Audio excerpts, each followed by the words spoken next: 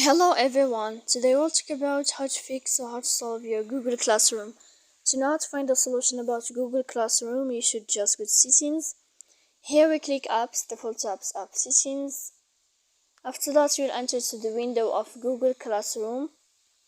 You'll find it here in above as you see, and we click. Here we click in this window. Then this page we click on first stop and we click OK.